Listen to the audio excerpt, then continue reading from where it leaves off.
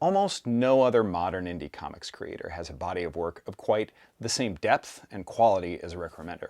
I've been a fan since way back Fear Agent and Blackheart Billy days, and now in the days of Giant Generator's imprint through Image, I'm stoked to get more of his work than ever before. One of my new favorites is Napalm Lullaby with artist Bengal. Stick around, I'm going to explain why this is absolutely a book that should be in your pull list, and I'm guessing this links to another fan favorite work of Rick Remender's. I'm Dan Umpton, and this is the Doomcast.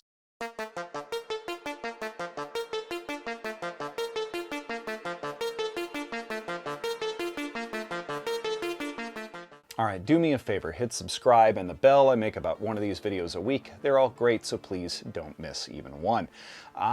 From the jump, let me say this.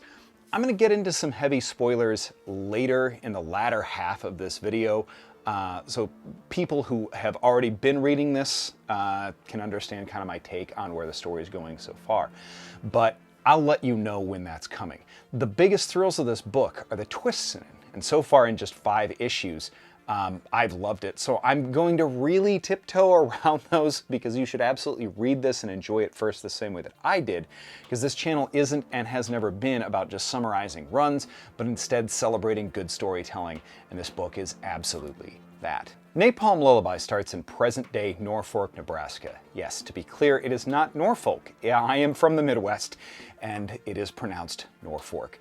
I don't know why, but ask any Nebraskan.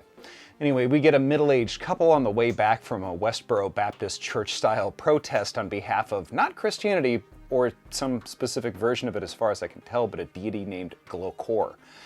While driving through the country, the portal opens and a spacecraft crashes, pursued by mechs.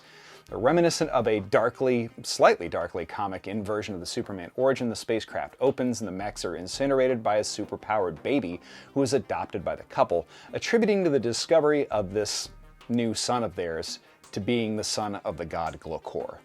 The rest of the first issue deals with 2 kids on Earth, 50 years in the future, living in a hovel in a slum. Sam and Sarah are approximately in their 20s, and each of them have a very specific kind of mental superpower. Sarah is able to lucid dream, but while asleep, her dreams become reality for people in her immediate vicinity. Sam is able to absorb and seemingly control and grow stronger or weaker on the ambient emotional state of people around them.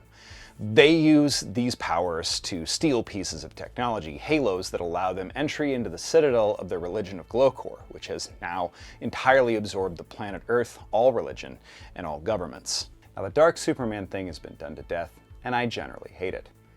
Generally, that isn't the case here.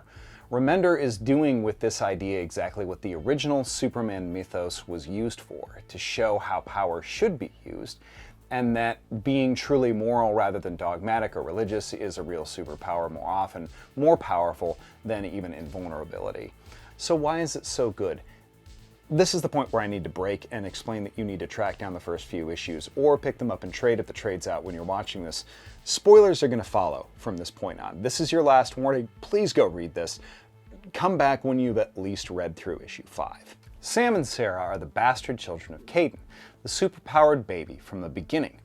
The masterful bit here is that this isn't really a dark Superman trope, but really distinct twist instead that reflects how religious zealotry leads to authoritarianism, and how that certainty in what cannot be seen can often be more than often be very mistaken or lead to self-deception. Caden, the baby raised as the son of Glokor, rather than being the bad guy so far, is a mostly sympathetic character, raised by parents who were absolute zealots, cultists and adherents of a cult created by a comic book writer to avoid taxes, a true L. Ron Hubbard move, if ever there was one. The setup for the next arc takes that in an even further twist. Not only were Sarah and Sam superpowered bastards and Xander wasn't even their father, but instead their uncle. Their mother, Caden's lover from some 20-some years ago, didn't bring them to the Citadel to kill Caden, but to hack his programming pod, liberate him from his brainwashing, and unleash him on the adherents of Glokor. I appreciate Remender for his knack for putting multiple twists on top of each other. It's always very satisfying how he's able to take a plot and then push the characters to their limit, then find a way to invert their situation and squeeze them that much more. And Bengal, an artist who has a unique style that I wasn't previously familiar with, does really clean, crisp lines, smooth curves, dynamic panel construction, and really fun character designs. Facial expressions and looks that feel like they draw as much from manga as from Franco-Belgian and American-style comics. Work that reminds me vaguely of previous collaborator Matteo Scalera on Black Science, which may not be a coincidence, because there is a point where the janitor, Sarah and Sam's half-sister, references the Black Science of Castoul, which Black Science is another Remender book, like I mentioned, with Matteo Scalera, about a scientist, Grant McKay, who creates a device that lets him and his family hop dimensions with disastrous consequences. That is an incredible truncation of that piece of work. So I do have to wonder if these two are loosely or closely connected, since this started with a baby ostensibly pursued by dimension hopping mechs. Anyway. Yeah, just hopping back in here. I'm recording this after I recorded the rest of the episode because issue 6 came out. And holy shit, not where I expected that to go at all.